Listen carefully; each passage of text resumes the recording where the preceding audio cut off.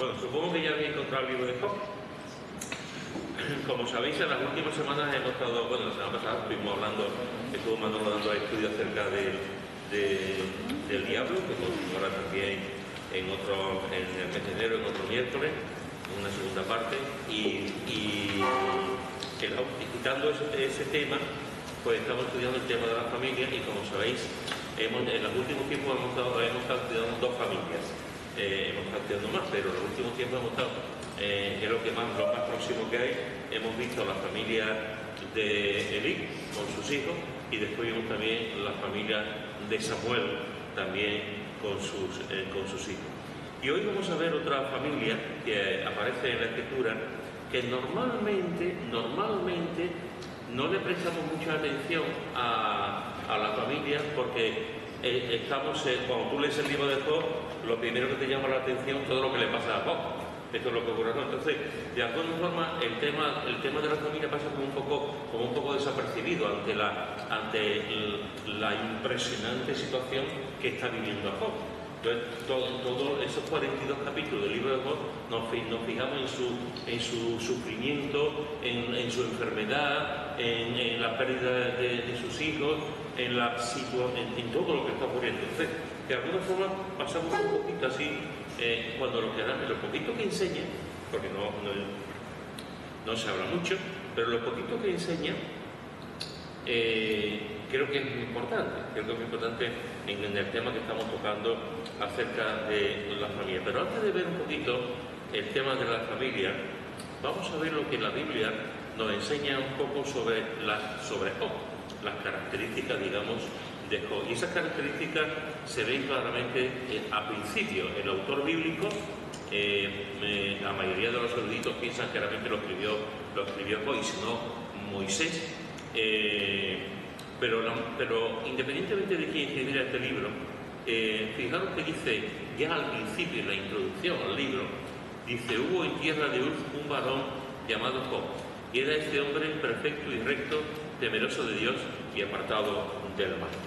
Es interesante porque fijaros que en este versículo ya se presenta, pone su carta de presentación. ¿Quién es Job? ¿Quién es Job? Y pone su carta de presentación, y a raíz de esto, durante todo el libro, vamos a ir viendo, se va de alguna forma desgranando esto que en principio él está poniendo en la introducción. Nos dice que vivía en Uz. La mayoría de los eruditos, aunque no hay un consenso, algunos piensan de otra manera, pero la mayoría de los eruditos piensan que es lo que hoy conocemos como Arabia. Lo que lo conocemos como Arabia es la tierra de Uz. Vemos también que se llamaba Job, le pusieron por nombre Job. Es un nombre, no olvidemos que estamos ante un libro, para muchos es el primer libro que se escribió, incluso antes que Génesis. Yo no me entro ahora en el tema porque no es el momento, pero lo que escribe, lo que hay en el libro, tiene que ver también con la época patriarcal y por varias situaciones. No está totalmente, digamos, no es una cosa de que todo el mundo piense que fue el primer libro, pero muchísima gente piensa que fue el primer libro que se escribió. Y nos dice, por eso estoy diciendo esto, porque en el tema, por ejemplo, del nombre de Job, al ser un libro tan antiguo, si somos nosotros y al menos sabemos de dónde viene nuestro nombre, y no sabemos de dónde viene nuestro apellido, y pues un libro tan antiguo, con el nombre de Job, la raíz se pierde con los años, y sobre todo un libro que tiene miles de años. No se sabe muy bien realmente la raíz del libro de Job, pero algunos eruditos piensan que el nombre puede significar pues aflicción, sufrimiento, perseguido, depende de la raíz, pero más o menos en esa línea. Aflicción, sufrimiento, aquel que sufre penalidades, es un poco la línea de lo que después el libro va a describir, de sufrimiento, penalidades, etcétera, ¿no? Vivía en Uz, se llamaba Job, y nos dice el texto que era un hombre perfecto, un hombre perfecto.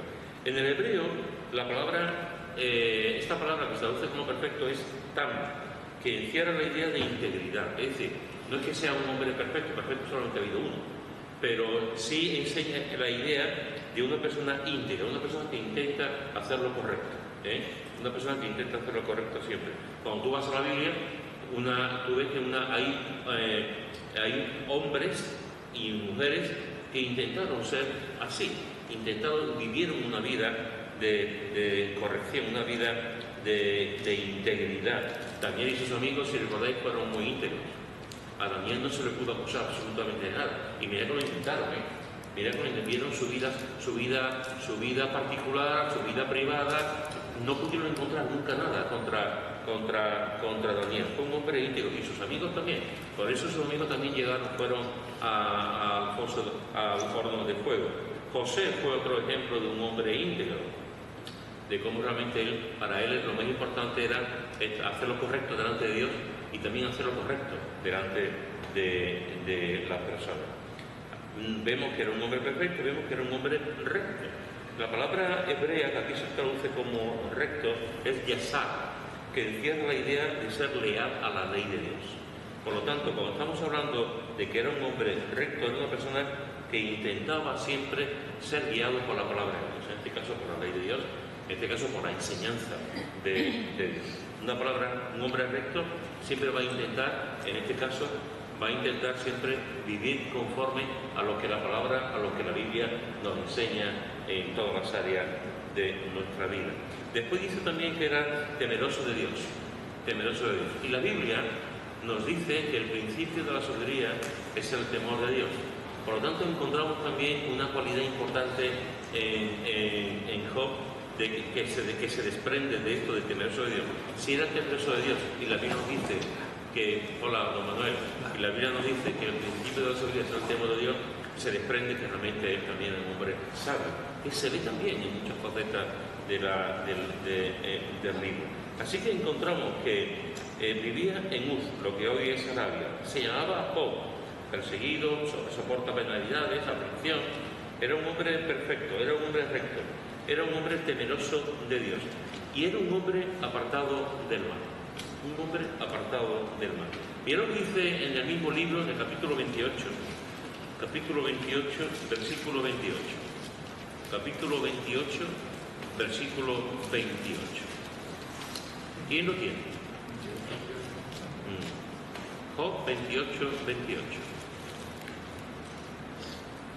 Y dije al hombre, he aquí que el temor del Señor es la sabiduría, y el apartarse de mal, la inteligencia. Muy bien, creo que aquí dice que era un hombre apartado, que era apartado del mal.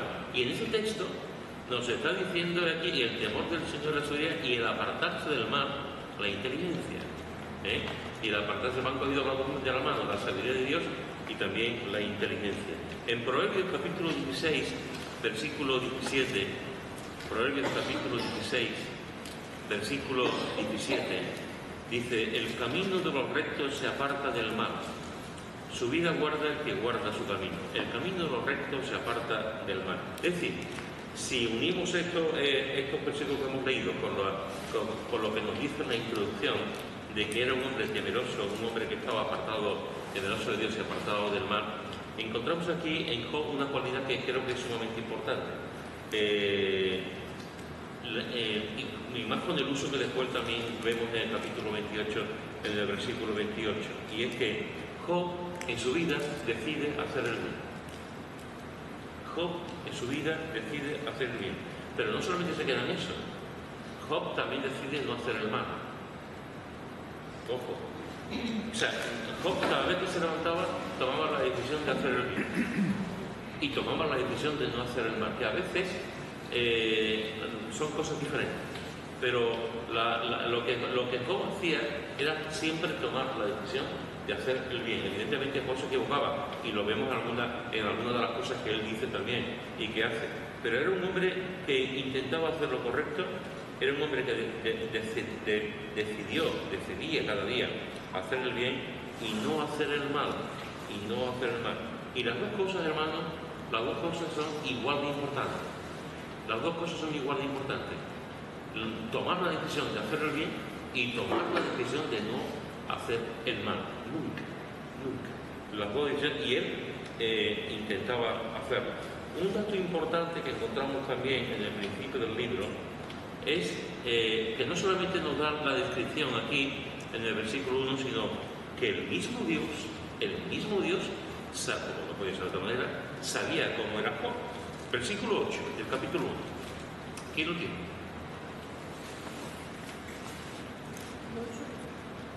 Capítulo 1, versículo 8. Y Jehová dijo a Satanás: ¿No has considerado a mi siervo Job, que no hay otro como él en la tierra, varón perfecto y recto, temeroso de Dios y apartado del mal? Fijaros, hermanos, el autor de Job nos dice desde el principio cómo era Job. Y sin embargo ahora Dios mismo, en ese diálogo que tiene con Satanás, le dice realmente también cómo es Job. Y dice exactamente lo mismo que dice el versículo 1, varón recto, perfecto, varón perfecto y recto, temeroso de Dios y apartado del mal. ¿Esto qué significa? Lo he dicho al principio, algunos piensan que el libro se corresponde con Moisés, que lo escribió Moisés. Otros dicen que fue el mismo Job. Y hay otras ideas que es un autor desconocido. Incluso hay algunas ideas que son como dos autores diferentes también lo hay. Entonces, no se sabe muy bien realmente quién fue el autor, aunque la mayoría se inclina más por la autoría de Moisés, pero tampoco es completamente, no todo el mundo está de acuerdo, pero hay un grupo de eruditos que piensan que fue Moisés quien lo escribió. Sí que fijaros que una de las cosas que vemos en cuanto a este texto que hemos leído del versículo 8 significa, hermanos, que Dios sabe cómo somos. Es interesante porque Dios está describiendo a Job como dice en el versículo 1. Es decir, en la introducción se dice cómo es Job, pero Dios ya lo sabe. Dios ya sabe cómo es Job. Y de alguna forma eso también nos abre la puerta a algo maravilloso, que es que Dios sabe cómo somos nosotros. Yo puedo describir, yo puedo poner Pedro Adorna, recto, temeroso de Dios y apartado del mal. Y yo puedo ponerlo. Pero no, después viene Dios y me dice, tú sabia, y lo borra. Y Dios lo borra. Y Dios dice, no tú eres recto, temeroso, apartado del mal, pues nada, tú eres tal y tal. Sin embargo, con Job no hace eso. Con Job lo reafirma, lo confirma, lo ratifica. O sea, Dios sabe cómo es, independientemente de lo que diga la introducción, Dios sabe cómo es realmente Job. Sabe de verdad cómo es Job. Esto es lo que encontramos, digamos, en la introducción, en cuanto a la persona de Job, en cuanto al hombre Job, en cuanto al hombre de Dios como individuo. ¿Qué sabemos más acerca de Job? Pues, por ejemplo, sabemos que también estaba casado.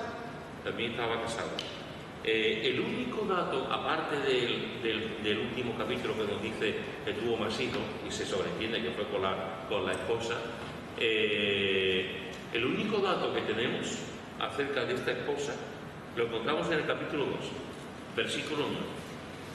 ¿Quién lo tiene? Capítulo 2, versículo 9.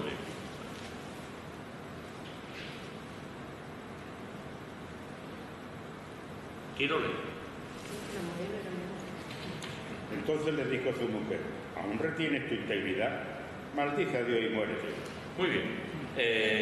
¿Alguien puede poner en contexto esto? ¿Alguien puede decir por qué la mujer de Job dice esto? Estaba harta de le pasara malas cosas. De que el marido, por último, tuviera una calamidad. Ya. Le había puesto los hijos, le había perdido todo, lo había dado. Todo. Y cuando lo pierde todo, pierde los hijos, pierde el ganado, pierde el dinero, pierde las posesiones, pierde la materia. Su esposo se pone enfermo, pero ve la fe de su esposo y ve cómo su esposo se agarra al Señor y ve cómo su esposo no deja de amar, de agarrarse al Señor. El Señor dio, el Señor quitó, sea el nombre de Dios bendito. Y ante esta situación ella dice esto, ¿no? Aún retienes tu integridad, maldice a Dios y muérete. ¿Qué te parece? Bueno, Bueno, ¿La sí. fe de quién? De Job. Muy bien. Porque ella no era temerosa de Dios. Ella no era temerosa de Dios. Muy bien. A mí más. Esa es la imagen que puede dar aquí, pero no sabemos, metiéndonos la mano en el pecho, cómo reaccionaría. Que así puede reaccionar cualquier persona que aunque se mantenga firme en el Señor,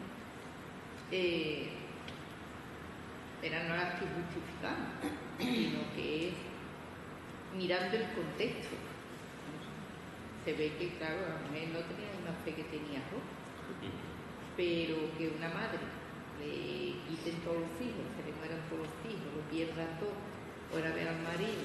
Hay momentos en que, y yo creo que nadie está libre de que en un momento dado diga, si no, hasta aquí, más cosas me vas a mandar. Y esta mujer, pues llegó ahí un momento que, y ahí es donde tenemos que como hacer hincapié y a orar que el Señor nos ayude a no llegar a este momento, porque no sabemos lo que nos va a pasar. Hoy estamos aquí muriendo, pero mañana. Pero yo lo que veo que aquí ella lo que quiere dice maldice a Dios y muérete, no es que ella en contra del marido, que no es que ella habla por el marido, así que lo que le da coraje es que el marido sigue teniendo fe. Y yo digo, ¿y por qué quiere ella lo que ella haga? Porque te dolía, porque te sentía por lo que le ha pasado con los hijos, con su capital, con esas cosas. Pero ahí se ve que es una mujer con carácter. Porque dice, no tiene tu integridad, bien, bueno, pero que digan maldice a Dios y muérete. Que no tener en cuenta que detrás de todo esto está Satanás. Hombre. Y Satanás también puede usar tus debilidades y también puede usar a las personas que tengas al lado para intentar que tú pierdas esa integridad y que en este caso vos pegar ante Dios. Y la pena es que solo tenemos una frase de esa persona. No sabemos una cosa que ha dicho en toda su vida. La pobre. Es que el diablo está autorizado por Dios para hacerle todo eso a Job. Así que la mujer era un instrumento del diablo también, para que la fe de él flaqueara. Es lo que pienso. Pero ahí verá el temor de Dios que tenía él. Porque no era Dios, él dio a otras cosas. Tenía a Dios y confiaba en Dios. Lo que le vino, no perdió la fe, ni el temor. En el caso de ella es interesante lo que ha dicho Lara, porque realmente lo único que se sabe a ciencia cierta es esto. Es lo único. Ya la mujer después desaparece. Y nunca vuelve a aparecer ya, pero tampoco se dice su nombre y tal, ¿no? ¿Qué iba a decir Pepe? Aquí Satanás le quita todas sus posesiones materiales, ganado, criado, hijos, hijas, salud. Entonces estamos desde la posesión material, la posesión de amor, y ya aquí el afecto de su mujer, que era, digamos, donde él se podía apoyar. Entonces es que está siendo masacrado. Y precisamente por la persona en la que él se podía apoyar. Porque esos 10 hijos que ha tenido ha sido con esta mujer. Y también veo yo que ella estaba viendo ya que temía ya por su vida, lo que es una madre. Ella temía ya por su vida, sabiendo lo que estaba pasando, entonces le puso como pinchar al marido. También. Al vecino. También puede ser. Carmen, ¿te iba a decir algo? Que no se dicen en todo el libro que los hijos fueran creyentes ni ella tampoco. Bueno, ahora vamos a entrar en el tema de los hijos. La verdad, hermanos y hermanas, que estamos en una... De Job se dice mucho, o sea, hay mucha información de Job. Todo el libro habla de Job. Los amigos hablan de Job, los primeros capítulos hablan de Job, Dios habla mucho con Job acerca de Job, sabemos las declaraciones de Job, algunos de los hechos de Job, sabemos mucho acerca de Job, de la mujer, ¿no? De la mujer. Entonces, hay gente que ha convertido de una sola frase todo un monumento para lo bueno y para lo malo. Para lo bueno y para lo malo. Pero a mí me gustaría, hermano, que pudiéramos, como estaba diciendo usted muy acertadamente, Chari, que pudiéramos poner esto en contexto. Estamos hablando de una mujer sumamente rica, porque Job era rico, era de las mayores riquezas que había en aquel tiempo. Estamos hablando de una mujer que Dios le concedió 10 hijos. 10 hijos. Y que los hijos ya eran mayorcitos, que ahora lo veremos también, eran mayorcitos.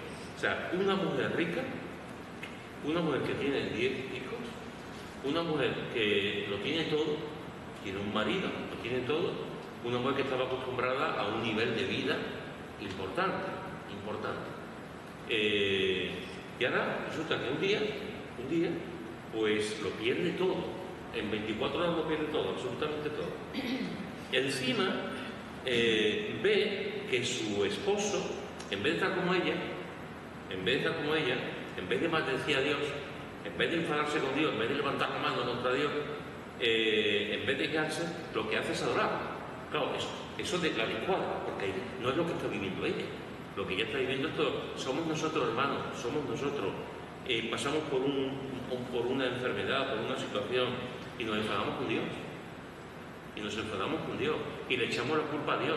¿Por qué has permitido esto en mi casa? ¿Por qué has permitido que me duela la cabeza? ¿Por qué me has permitido esta situación? ¿Por qué has permitido que me eches de trabajo? Y nos enfadamos con Dios. El primero con el que enfadamos a mayoría de los clientes es con Dios. Job no se enfada con Dios, pero la mujer sí. Entonces, aquí podemos decir, esta mujer no era creyente, esta mujer no tenía una relación con Dios, posiblemente no era la misma intensidad que la que tenía Job, eso creo que está claro.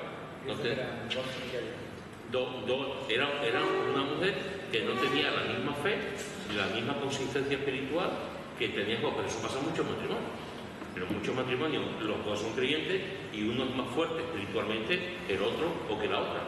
Eso es así. Entonces, hay que entender que esta mujer que lo tiene todo son sus hijos, es su dinero, es su casa, son sus ovejas, es todo. Entonces, hay un momento en que esta mujer, y además su marido, se pone enfermo. Con muchos especialistas piensan que podría ser incluso la lepra. Se pone enfermo. Esta mujer está desesperada. Y de alguna forma, como que le revienta.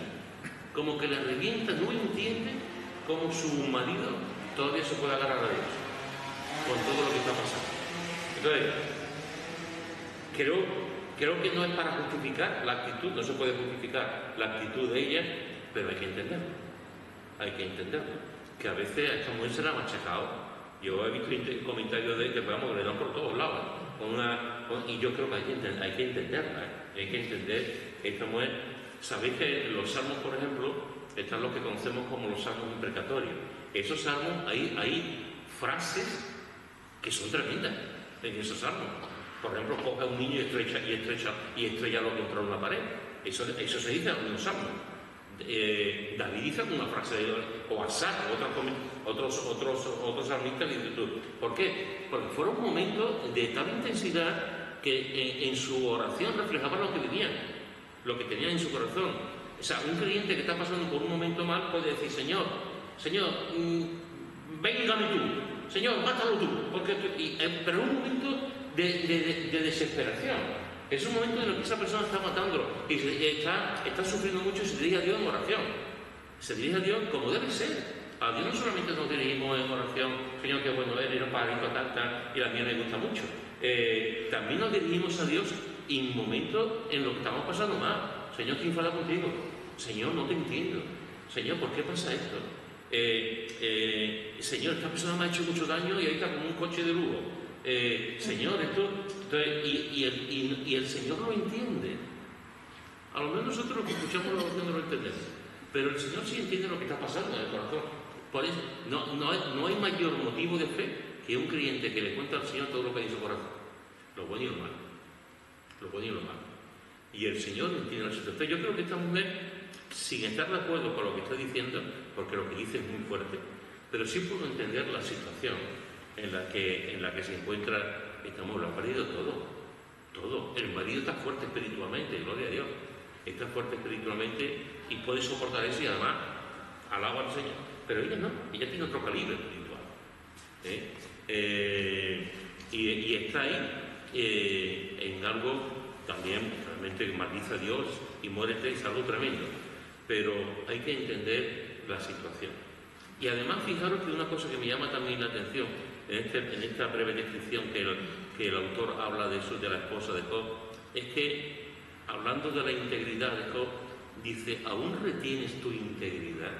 Es decir, la esposa de Job sabía que su marido era íntegro.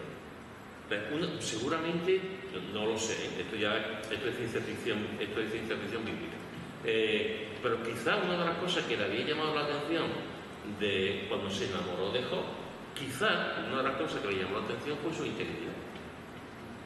integridad. Y con el paso de los años, esta mujer sabía que tenía un marido que era íntegro, que era recto. Y cuando está en medio de esta vorágine, en medio de esta situación que está viviendo, ella sigue observando que su esposo sigue siendo un hombre íntegro. Y lo describe así. ¿Todavía eres íntegro? ¿Todavía retienes tu integridad? ¿Con toda la que está cayendo? Viendo eso, con todo lo más que estaba pasando, ese hombre sería con esa integridad.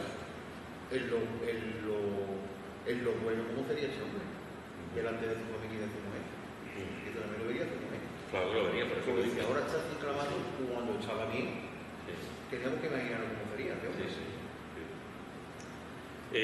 Así que fijaros que después, como he dicho antes, después vemos en el capítulo 42 cómo Dios responde, cómo Dios lo bendice y cómo Dios restaura.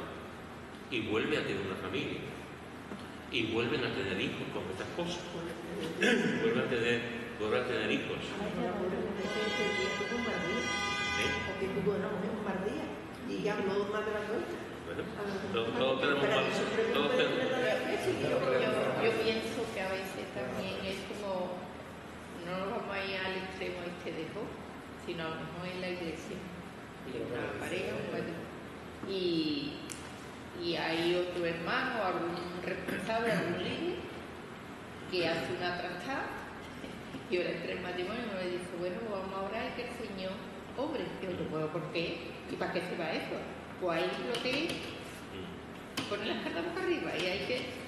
Entonces yo creo que son cosas que nos enseña el mirarnos cada uno y por supuesto que la integridad de Job y que dice que era justo cuando no hay justo ni a uno y un hombre de oración, porque también lo vamos a ver, pero un hombre de oración, pues eso también se va a reflejar dentro de los miembros de la iglesia, cuando hay una persona que realmente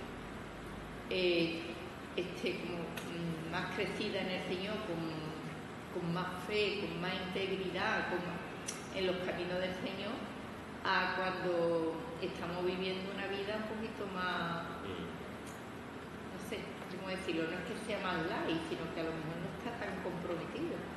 Y a lo mejor es creyente y delante del Señor tiene un corazón limpio en este sentido, de que ama las cosas del Señor, pero... Y ya no solamente del tema de la iglesia, por supuesto, sino como decía antes también, ¿cuántas veces hemos visto, quizás en nuestro propio matrimonio, que ante una situación adversa, uno de los cónyuges responde de una manera y el otro de otra? Y los dos aman al Señor. Los dos aman al Señor, conocen al Señor, pero uno se agarra más, es más fuerte espiritualmente, y el otro, la otra no tanto. Pero aquí veo yo que ella no lo está respetando ni en su fe, ni nada de su persona, de su marido. Y encima le está diciendo que... Maldice a Dios y muérete. Sí. Encima le tiene ya que hasta que se muera. Sí. O sea, le está diciendo ya lo último de lo último. Ya. Hay otra versión, algunos comentaristas, yo no lo creo, no creo que el texto nos indique eso. Pero hay algunos comentaristas que se van por lo positivo. Y ellos dicen que lo que realmente está diciendo la mujer es, ante la situación que estás viviendo, ante el dolor que tiene, ante la enfermedad que tiene, ¿para qué vas a vivir? Mejor que te mueras. Mejor que te mueras. Mejor que te mueras porque... Hoy en día, en el siglo XXI, se han escuchado frases también de personas que el marido está mal, tiene una enfermedad y dicen, bueno, como esto le queda poco tiempo, vamos a vivir lo que... Hay algunos comentaristas, muy poquito de lo que yo he leído, me he leído, pero muy poquito que te dicen esa parte, que a lo mejor realmente lo que esta mujer estaba expresando, por pena de su marido, por el dolor de su marido, era que físicamente se muriese, para no soportar el dolor y el sufrimiento que tenía. Yo no lo creo, no creo que el texto indique eso. Pero vuelvo a decir, hermano, ojalá el que piense que está firme mire que no caiga.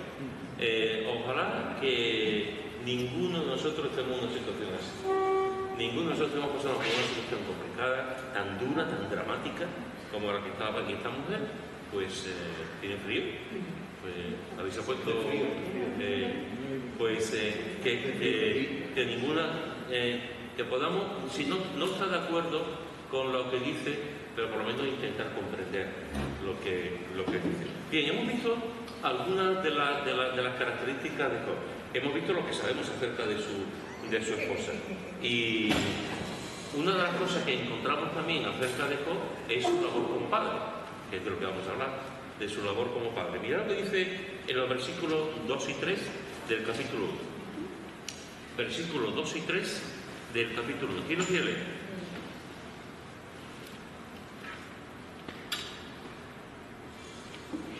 Dijo Jehová a Satanás. No, 2 y 3. Ah, 2 y 3. Capítulo 1, versículos 2 y 3. Ah. Hemos visto el 1. Le habían nacido 7 hijos y 3 hijas. Su hacienda era de 7.000 ovejas, 3.000 camellos, 500 yuntas de bueyes, 500 asnas y muchísimos criados. Era el hombre más importante de todos los orientales. Muy bien.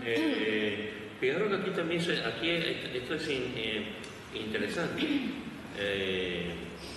Nos habla en el versículo 2 de los hijos. Nos dice que tenía 7 hijos y 3 hijas. Esto es interesante, porque si después nos vamos al último capítulo, volvemos a ver que tienen otra vez 10 hijos. Pero en el último capítulo hay un cambio. En el último capítulo se dice que tenían 7 hijos y 3 hijas. De los hijos no se dan los nombres, igual que aquí. Pero de las hijas sí se dan los nombres. Si tú vas al capítulo 42, tú verás que a una se le pone Yemima, a otra se le pone y se le dice los nombres. Aquí no. Aquí lo que dice el autor bíblico es que le nacieron 7 hijos y 3 hijas. Habla de la familia en primer lugar. Y después en el versículo 3 habla de lo material, de lo que tiene. ¿Qué os parece a vosotros este orden? ¿Por qué habla primero de la familia y después habla de lo material? Lo más importante es la familia. Es lo más importante, claro. Lo más importante es la familia. Bueno, para algunas personas. Ya. Hay gente que lo material no importa. Sí. Pero es interesante el orden, porque él podría haber puesto, se podría haber puesto, Job tenía era el hombre más rico de Oriente, y además tenía 10 hijos, en fin. Pero lo primero que pone el autor son los hijos. Y esto realmente tiene sentido. En la vida nunca hay nada por casualidad, siempre tiene todo un propósito. Como os he dicho antes, lo más importante son los hijos. Lo más importante son los hijos. Los hijos deben estar siempre antes que las posesiones, antes que el dinero, antes que lo material, antes que la casa. Los hijos siempre deben estar antes que las posesiones y lo material que podamos tener. Los hijos siempre deben ser antes que el trabajo. Antes que el trabajo. Podemos trabajar mucho y no estar con nuestros hijos y al final nuestros hijos lo van a notar. Los hijos deben ser siempre antes que incluso el trabajo en la iglesia. No es la primera vez ni será la última de gente que han trabajado, han servido en la iglesia y han perdido a sus hijos por completo, por descuidarlos. por descuidarle, por dar más énfasis, más trabajo, hacer más servicio y ministerio en la iglesia antes que en su familia. Y los hijos deben de saber que son lo primero para sus padres. Hay una frase que dice: ningún éxito en la vida justifica el fracaso en el hogar. Ningún éxito en la vida justifica el fracaso en el hogar. Y esto es algo que nosotros tenemos que entender también. Lo primero son los hijos. Después viene todo lo demás. Pero lo primero son los hijos. Fijaros también en el versículo 4. ¿Quién lo quiere leer? Y iban sus hijos y hacían banquetes en sus casas, y cada uno en su día enviaba a llamar a sus 3 hermanas para que comiese y bebiese con ellos. Muy bien, ¿qué os parece este versículo? ¿Por qué? Por la unidad que había en los hermanos, porque ellos se acordaban de su hermana y que no era por ahí cada amigo ni otro, llevaban a sus hermanas, celebraban todo. Entonces también veo ahí que a lo mejor la manera de ser de Job había influido también en sus hijos, en que hubiera ese amor y comunidad, ¿no? Porque vemos a otros hombres en la Biblia que Job mismo no tenía sus hijos en comunidad. Se odiaban, se intentaban. Y si el rey había pasado, también lo hicieron. Entonces vemos aquí una unidad que ellos hicieron cada uno de esos, pero después se acordaron y ya planearon la cosa. Unidad. ¿Qué más vemos? ¿De los hijos o del padre?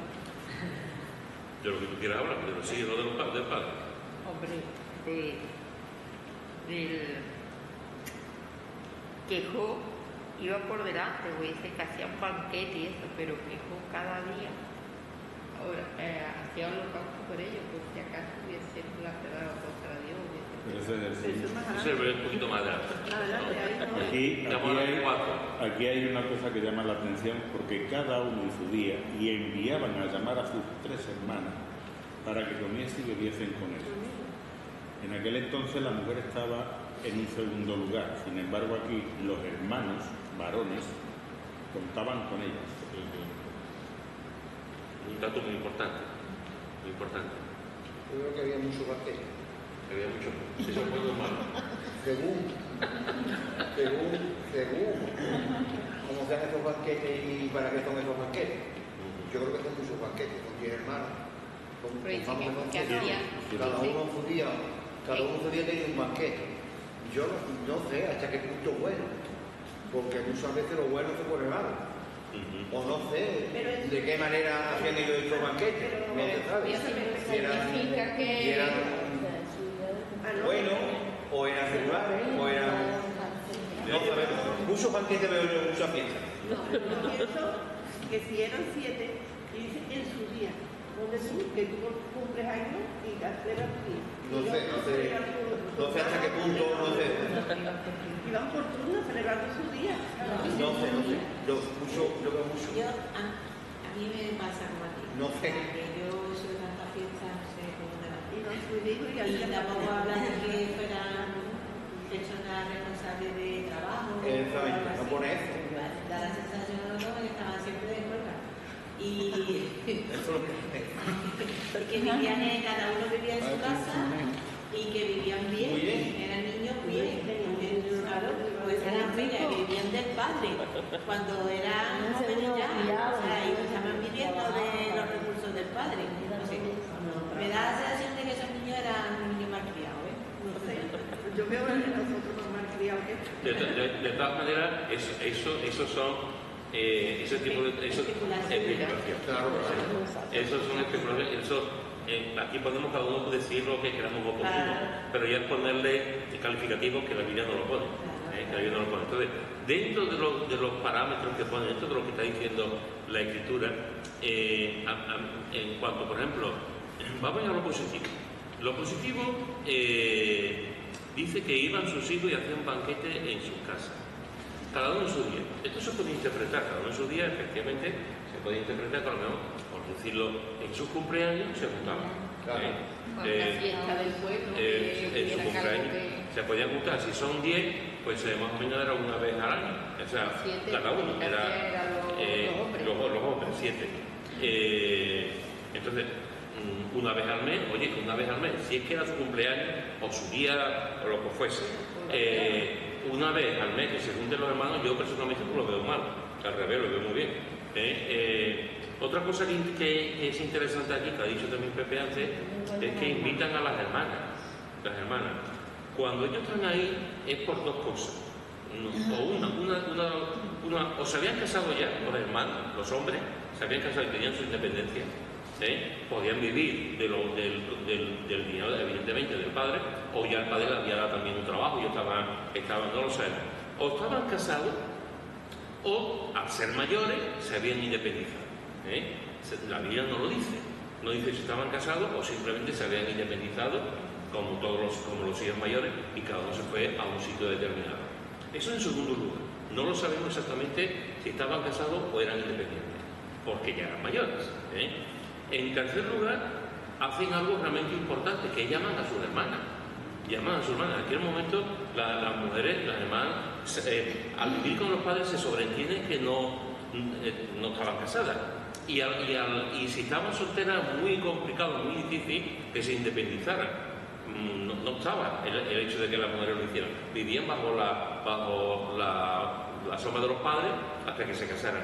Lo que hacen los hermanos, los 7, podían tener su fiesta entre ellos. Pero llaman a las hermanas. Y a mí este dato me parece muy revelador. Me parece muy importante que ellos llamaran a las hermanas. Porque, como estaba diciendo antes Josefa, aquí se está hablando también, desde mi punto de vista, se está hablando también de la unidad. Normalmente, hermanos y hermanas, los padres aglutinan a los hijos. Ahora, en muchas ocasiones, cuando los padres faltan, ¿qué le ocurre con los hijos? Cada uno por un lado. Si no hay una buena raíz, una buena base, si no se aman, difícilmente van a continuar juntándose, celebrando fiestas y tal, ¿no? Difícilmente. Entonces, es ahora, y a veces los hijos, antes que los padres desaparezcan, ya no se juntan, ya no se hablan. Hay enemistades entre los hijos, y otras veces, como he dicho, son los padres, cuando ya no estén ninguno de los dos, que los hijos dicen hasta aquí, y ya no vuelven a juntarse por diversos motivos. Aquí los hermanos las llaman a las hermanas para estar juntos, para participar de la fiesta, etcétera. Una cosa que deberíamos de reflexionar, y a ver qué pensáis vosotros, es en cuanto a esto. ¿Cómo deberíamos sentirnos los padres cuando los hijos quedan entre ellos y no nos invitan? O no nos dicen nada. Cuando hablo de hijos, ya hablo de hijos mayores que se van. Pero cuando los hijos se quedan los hermanos quedan entre ellos y a los padres no les dicen nada, y los padres nos enteramos a los 3 meses o a los 2 días, ¿cómo debemos reaccionar los padres ante eso? Yo me siento muy feliz. Porque yo lo que quiero es la miradera.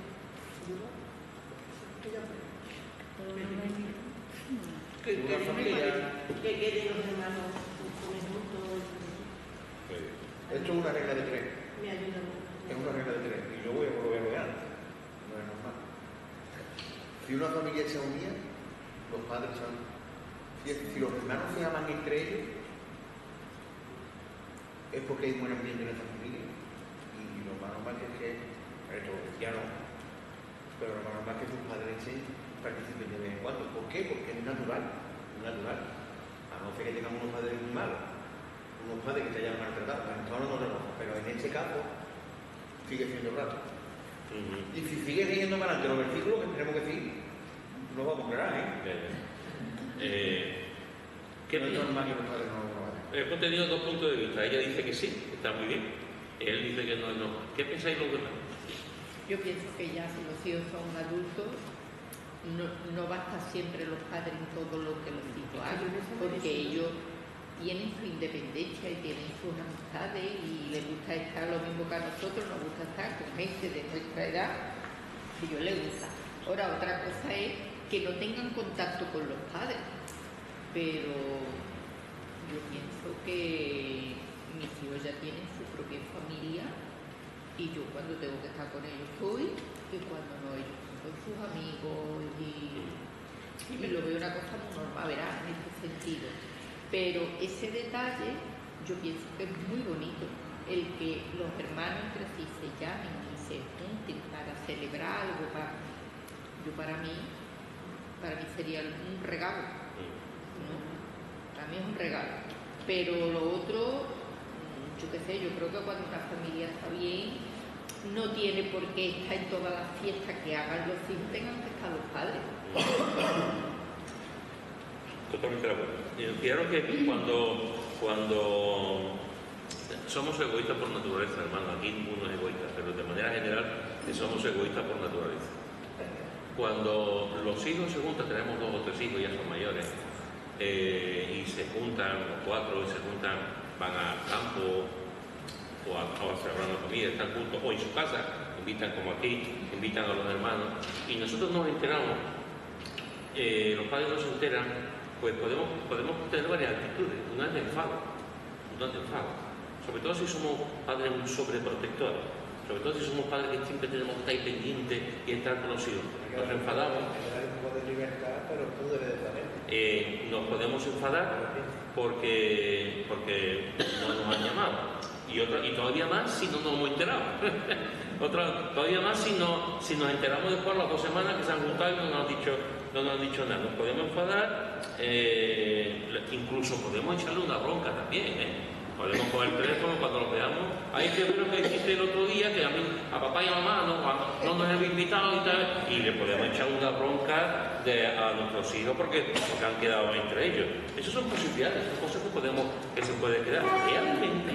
Realmente, si los padres hacen bien su trabajo y los padres han educado bien a sus hijos, yo creo que deberían estar muy contentos de que los hijos se queden entre ellos. Yo creo que deberían estar muy contentos de que sus hijos queden tal cariño, que vamos a quedarte, vamos a ir a ver, que vamos a otro sitio. Hombre, si los hijos van a salir siempre y nunca llaman a los padres, evidentemente tampoco, hay que tener un equilibrio. Pero tampoco todas las veces que nos juntemos yo tengo por qué llamar a mis padres. Entonces, normalmente se llamará a los padres, porque cuando nos reunimos a la familia, normalmente se llamará a los padres. Pero que haya momentos, ocasiones en que los hijos queden solos, los hermanos queden solos, eso es una maravilla, porque desgraciadamente tenemos muchos ejemplos de lo contrario, de hermanos que no se llevan, que se juntan en Navidad una vez y alguna sepelio o algún entierro o alguna cosa así, ya está, ¿no? Entonces, que ellos se juntaran, creo que realmente habla bien del trabajo de los padres en un sentido, y también habla bien de ellos, ¿no? En ese sentido de estar arropados. Y nosotros, si nuestros hijos quedan juntos entre ellos, que no nos enfademos, al revés, que estemos contentos que han quedado entre ellos y están bien. Otra cosa es, como digo, que salgan 8 veces, 10 veces y nunca nos llaman, es otra cosa. Pero que haya momentos en que se queden juntos, creo que es muy sano. De acuerdo a la fecha señalada, por ejemplo, un 24 de diciembre, la cena, y un 31, fin de año, los padres deben estar presentes, tanto de una parte como otra. Pienso, es verdad que a veces los hijos dicen, no, porque por ejemplo los padres míos no pueden venir. Un año vamos a hacerlo en tu casa y un año en la otra, para que no haya problema. Pero yo sí pienso que en esa fecha sí se debe estar con los padres. Sí, es una fecha muy familiar. Un día de un cumpleaños de un padre que le dijo le invite a ir a un restaurante, por ejemplo, porque a mí me lo hace. A eso me da mis regalitos. Puedo dar gracias a Dios. Tengo una sola hija y hasta ahora es así. Pero es verdad que eso a uno lo llena. Es una tontería quizás, pero a uno le llena, aunque sea que que tengan aquello de decir, bueno, hoy es tu cumple, vamos. Cuando es el cumple de ella también, vamos mami, que hoy es mi cumpleaños y vamos a un lugar. Eso. Claro que es una sola. Que Hay tenga varios fechas, hijos, ya la hay cosa- fechas, como tú muy bien indicas, que son evidentemente familiares. Entonces, si hay el día 24, el día 1, el día, dices tú, se juntan los hermanos y los padres no, algo falla ahí, algo está ocurriendo. No es normal, algo está ocurriendo. Los cumpleaños. La mayoría de las veces la culpa, cuando pasan esas cosas, es culpa de los padres. A mí me encanta que mis hijos se junten y yo, verá que yo me entere. Pero cuando los padres no se enteran, se juntan mucho solos y nos llaman a los padres, y no, es culpa de los padres. Porque normalmente eso tiene que ser fomentarlo los padres. Vamos a ir a comer juntos con mis hijos, vamos. Y cuando tú haces eso, tú te enteras que ellos se van a juntar y a mí me encanta cuando mis hijos quedan. En el versículo siguiente vamos a ver eso. Vamos a ver eso. Fijaros que como en la línea que está diciendo Carmen, podemos tener los cumpleaños.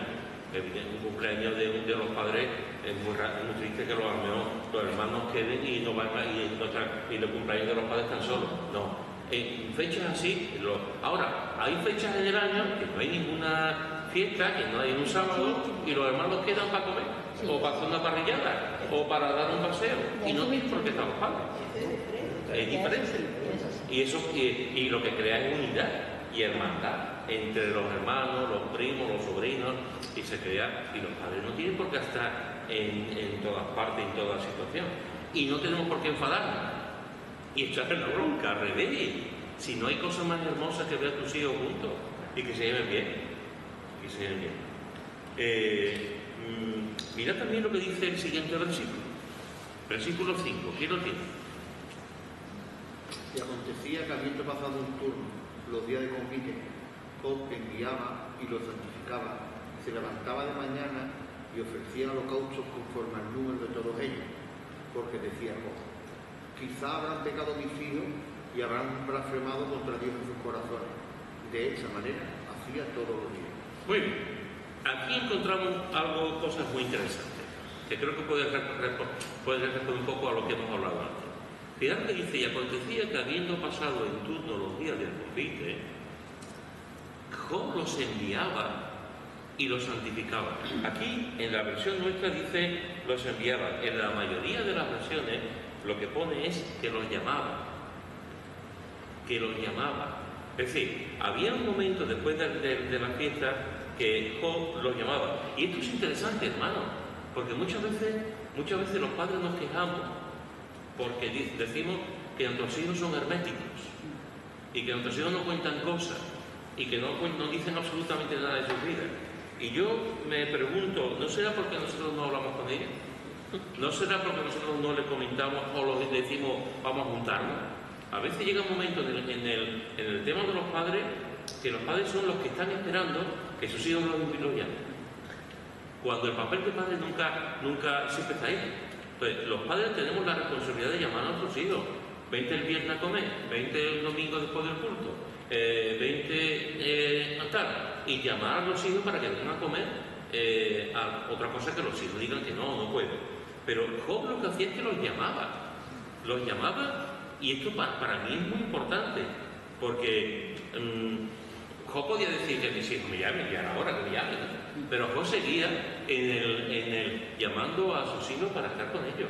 Yo creo que esto realmente es algo que merece la pena que lo reflexionemos y que lo pensemos, que no nos quejemos tanto de que nuestros hijos no nos cuentan cosas cuando nosotros a lo mejor no estamos dando las oportunidades, o que hay frialdad, o no nos vemos cuando somos los primeros nosotros en no invitarles a casa, o un cafelito por la tarde en un sitio. Entonces, Job, en este caso, dice que pasados los días de convite, Job enviaba y los santificaba.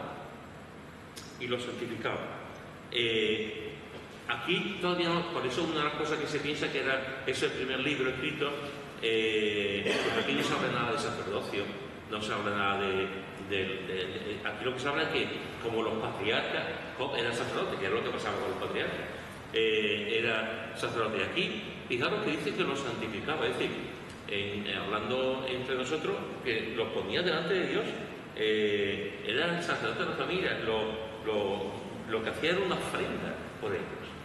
Lo que hacía era una ofrenda por ellos, una oración a Dios por ellos. Pero fijaros el motivo, y aquí un poco a lo mejor lo que Manolo estaba hablando antes. Dice, lo santificaba y se levantaba de mañana y ofrecía holocaustos conforme al número de todos ellos. Antes de entrar en la siguiente parte del versículo, era que dice, se levantaba de mañana y ofrecía, es decir, los llamaba, hacía una labor sacerdotal, intercedía por ellos, levantaba ofrenda y se levantaba de mañana y ofrecía holocausto, un animal que lo ponía delante de Dios y subía en oración, subía delante de Dios en sacrificio por sus hijos. A mí me da la impresión de que tenía que ser, yo puedo estar confundido, pero me da la impresión de que tenía que ser algo tremendo ver los hijos de Job, que su padre se levantaba temprano para orar por ellos. Que su padre se levantaba temprano y ofrecía un animal en sacrificio por los pecados, los posibles pecados de sus hijos. Pero dice que estuvieran pecando, Eso es, eso es, porque algunas veces se puede pensar, a lo mejor tenían orgía en la reunión y a lo mejor se emborrachaban, a lo mejor decían palabrotas, a lo mejor, yo qué sé, pero no era tanto, no era tan así, porque el propio libro dice, Job hacía todo esto porque quizá habrán pecado mis hijos y habrán blasfemado contra Dios en sus corazones. Es decir, aquí no se está hablando de pecado grave. Aquí no dice, a lo mejor mis hijos han metido la pata, han metido... Y no lo da por supuesto, quizá. Y ante la posibilidad de que sus hijos hubiesen pecado, lo que hace Job es levantar, cada mañana se levantaba, se levantaba de mañana. Lo primero que tiene que hacer un padre o una madre, lo primero es interceder por sus hijos. Eso es lo primero que tienen que hacer, interceder por sus hijos, cada mañana. Cuando de chiquitito, de jovencito, de adolescente, de mayor, los padres siempre tenemos la responsabilidad, cada día, de orar por los hijos. Aunque tengo 80 años, después de tener 120, de seguir orando por los hijos. Juan. Me recuerda a Jesús cuando se levantaba de temprano a orar. Hacía lo mismo. Y sí. Y fijaros, y voy un poco a lo que estaba diciendo antes Josefa, dice, quizá habrán pecado mis hijos y habrán blasfemado contra Dios en sus corazones. De esta manera hacía todos los días. Me encanta. Que no sabía lo que estaba pasando. Pero por una parte, fijaros que hay un detalle que para mí es importante. Yo creo que aquí Job es un padre realista. Es un padre realista. La mayoría de los padres tenemos una venda, hermanos. La mayoría de los padres nunca vemos nada malo en nuestros hijos. La mayoría de los padres, todos los hijos son malos, pero no nuestros. Esa es la realidad. No somos con nuestros hijos tenemos esa venda. No. Job no. Job dice, mis hijos se han juntado, mis 7 hijos y mis 3 hijas. No sabemos si había más gente, si estaban casados había más gente. Por lo menos Job decía, ¿y si han bebido más de la cuenta? ¿Y si han blasfemado? ¿Y si han hablado, han criticado de personas, de situaciones? ¿Y si ante eso, sabiendo que los hijos lo podían hacer, porque los padres sabemos que los hijos no son pecadores, deberíamos de saberlo, lo que hace Job es, ante esta situación, es orar por sus hijos. Porque era recto ante Dios. Porque era recto ante Dios y estaba preocupado por la salud espiritual de sus hijos. Y a mí ese toque realista de Job, lo he hecho mucho de menos, de ver que la mayoría de los padres lo que consideran que siempre son los demás los malos, y lo que no hacen santificados, y lo que siempre es muy difícil encontrar un padre que diga, mi hijo mete la pata. Muy difícil. Mi hijo es el culpable. Es muy difícil encontrarte en situaciones así. Pero decía, Y debíamos de tener eso siempre en oración y pensando, porque nuestros hijos dicen, han ido de campamento, están en una atmósfera de... Pero también pueden pecar el pensamiento de Jesús, lo que sea, o el comportamiento. Y teníamos que, o cuando se van un hijos de vacaciones, dejarlo Mira, hablando de campamento, posiblemente de lo que estamos aquí, mi mujer y ellos dos son los que, y bueno, Carmen, es los que hemos estado más en campamento. Pero no, y hemos estado, y ellos dos, y nosotros, Carmen y no tanto, Carmen y de familia. Pero nosotros hemos estado en adolescentes, campamento de adolescentes y campamento de jóvenes. Y os aseguro, hermano, que en los campamentos de jóvenes y adolescentes hay películas que no me valen a contar. Hay películas que no me valen a contar. Y te encuentras con hijos de creyentes que tú dices, y a lo mejor el padre o la madre se cree que los hijos son unos sinvergüenzas. Cuando no es otras cosas. Y no le digan nada después. Y no le digan nada después. Entonces, a lo mejor una cosa así, podía estar diciendo, a lo mejor mis hijos han metido la pata en algo, y él se presenta delante de Dios e intercede por ellos. A mí me parece realmente impresionante. Y es muy triste que a lo mejor vayan personas pesadas y los padres echen la culpa a los monitores, echen la culpa cuando se está dividiendo el campamento. Y los hijos no hacen nada. Porque ha dicho que son angelitos y angelitos.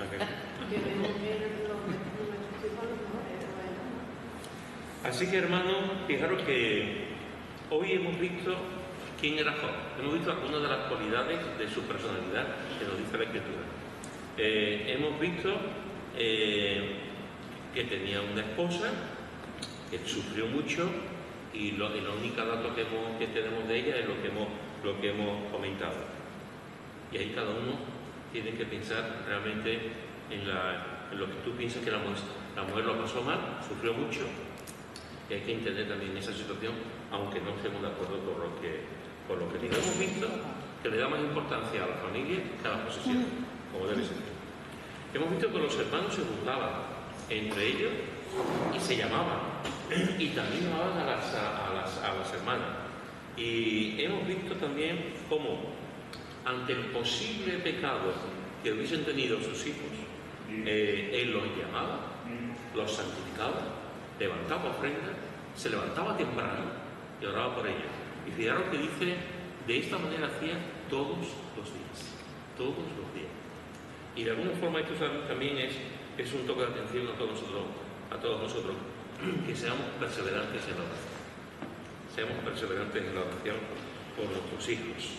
Que perseveremos por ellos, perseveremos por el amor entre ellos y el amor al Señor. Que perseveremos cada día por nuestros hijos. Como al principio se nos compartía, que oremos, intercedamos.